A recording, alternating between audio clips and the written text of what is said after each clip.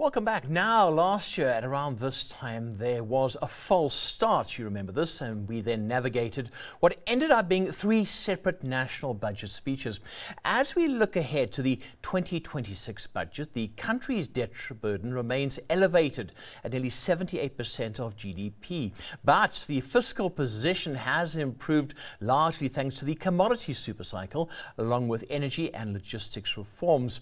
Geopolitical risk, though, continues to weigh. It's against this backdrop that we're joined by Lullu Krugel, Chief Economist and Sustainability Leader at PwC SA, with the organisation's predictions for this year's budget.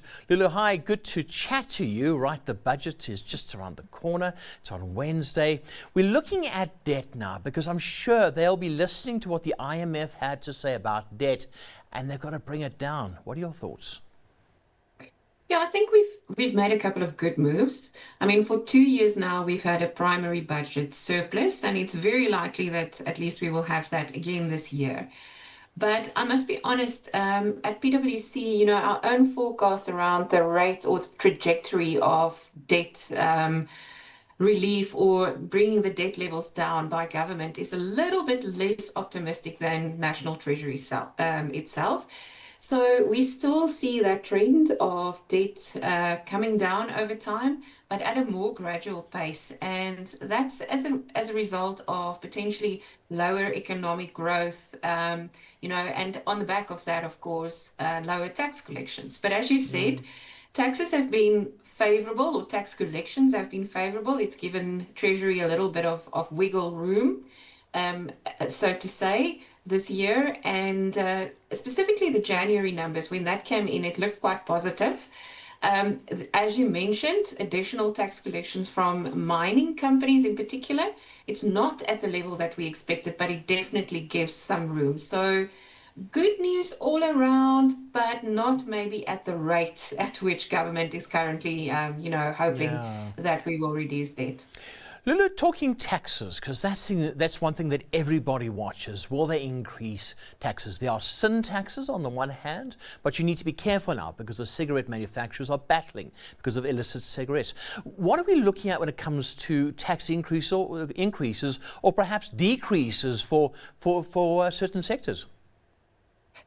So from a tax perspective, we actually expect a very uneventful year. Last year's false start around the VAT increase, I don't think they will definitely not try that again this year. And there's about a 20 billion that Treasury said last year when we finally got to budget number 3, that they will have to go and find somewhere. Now, thankfully, the additional tax collections allows them room not to have to do that. So they don't have to look at personal income tax. They don't have to look at anything related to that. And to be brutally honest, personal income tax is really a space where they don't have a lot of room to maneuver.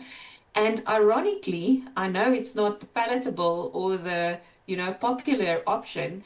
VAT actually is the better option from an economic perspective. But given that it is an incredibly sensitive topic in South Africa, I really don't think they will touch that. So very small marginal movements here and there. As you mentioned, sin taxes, we do expect that they will adjust the road accident fund levy this year around, because they didn't last year. It was just an inflationary adjustment. So this year we expect at least an inflationary adjustment for that as well. But small little things here and there. We do believe that the medical schemes, that allowance will increase with an inflationary adjustment again this year. So from a tax perspective, a pretty uneventful budget that we expect. All right, that's tax. Now, what about tariffs? I'm sure with Donald Trump over the weekend, 10%, then 15%. Are we expecting some sort of a mention here? Because it's a golden opportunity once again to say we're a sovereign state and we can respond. Yeah, I really do hope, if there's 3 things that I hope that is touched on in the budget in quite a bit of detail. It is, where do we expect the growth to come from to get us beyond this 1.5% growth where we seem to be stuck? So that's the one thing. The other is, how are we going to close that debt gap quicker than what we're currently saying?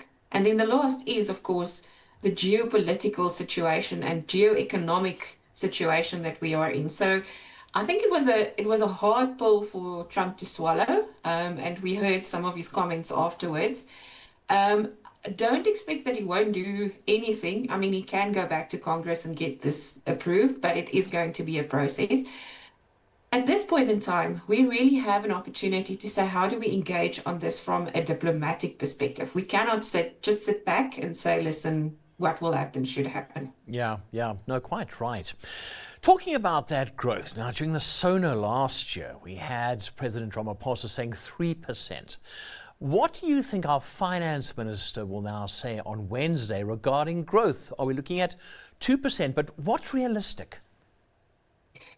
So again, as I mentioned, as PwC, we tend to be a little bit more pessimistic than what National Treasury said. So if we look at the ranges that are out there in the market, most of them fall in that bracket of 1.5% to 2% for the next 3 years. So most economists and market commentators believe that that's where we will end. There are a couple of outliers that say that by 2028, 2029, we might see growth of 2.5% to 3%, but it's very few. So I do not expect that Treasury will say that we will be able to grow the economy consistently by 3% in 3 years' time. But I do believe that they would be more optimistic and say we will break through that 2% barrier and probably get around 2.5%. Personally, as I said, and most market commentators seem to be in that 1.5% to 2% range. I think some of the interventions that we are seeing, logistically, energy-wise, etc., is having an impact. But it is slow, it is measured. It has taken us time to get where we are, so it will probably take time for businesses to change their minds around investing. And unfortunately, there's so much external noise at the moment that's actually overtaking a lot of the good news. But we are probably in one of the best positions that we've been in a very long time. No, that sounds good. I'm looking forward to Wednesday. Lullu, thank you so much. Good to chat to you on Business Lunch. That was Lullu Krugel, Chief Economist and Sustainability Leader at PwC SA.